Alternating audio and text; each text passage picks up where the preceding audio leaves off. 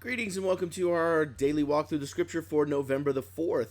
Your readings today find you in Ezekiel chapter 12, 13, and 14. You're going to read through verse 11.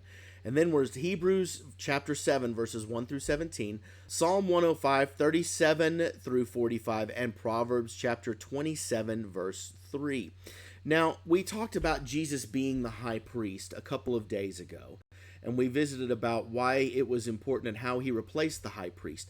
But the pastor goes in a little bit more detail in Hebrews chapter 7, and he talks about this guy by the name of Melchizedek. Now, Melchizedek we find in the book of Genesis, and Abraham gives him a tithe. Now, why does Abraham give him a tithe? Because he recognizes the greatness of Melchizedek. That Melchizedek is really his superior and is a wonderful king, but not just a king, he is a priest of the Most High God, as in Yahweh, Elohim, all those things.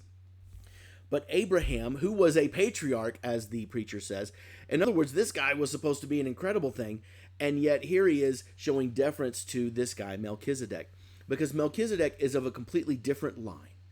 And he talks about the line of Abraham, and more importantly, he talks about the priestly line that comes through Levi and Aaron, the Levites, who were the priests of the nation, and how they even had to give deference to Melchizedek based on that, they were still in Abraham's lineage. But the thing is now he says, okay, now here's what's different between the priests of Aaron, the Levites, and the priest of Melchizedek. He talks about if perfection had been attainable, verse 11, through the Levitical priesthood, for under it people received the law, what further need would there have been for another priest to arise in the order of Melchizedek?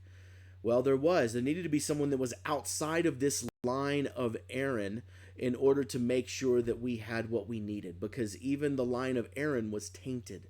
Instead, what we needed was somebody, and I love this, in verse 16, who says, someone who has an indestructible life, a life that will not perish, a life that will not fade.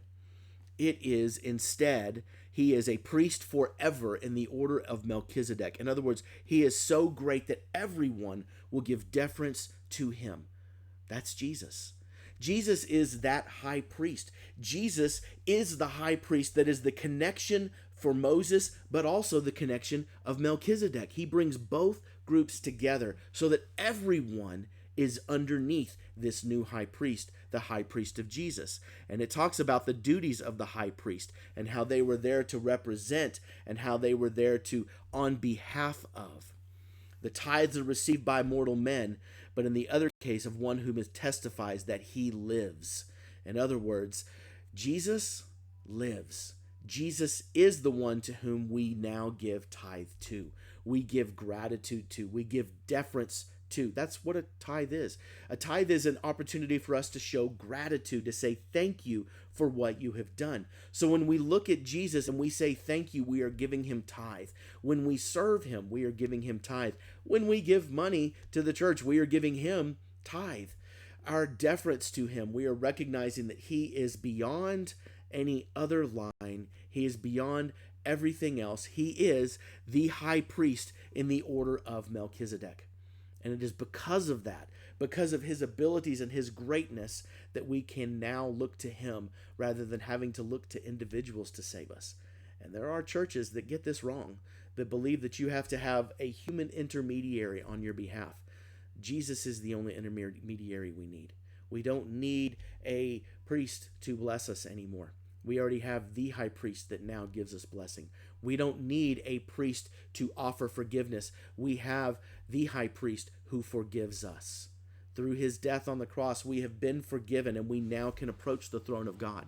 It didn't require another human intermediary to do this. It only requires Jesus, the high priest, who died, and when he died, gave us freedom like we never knew before.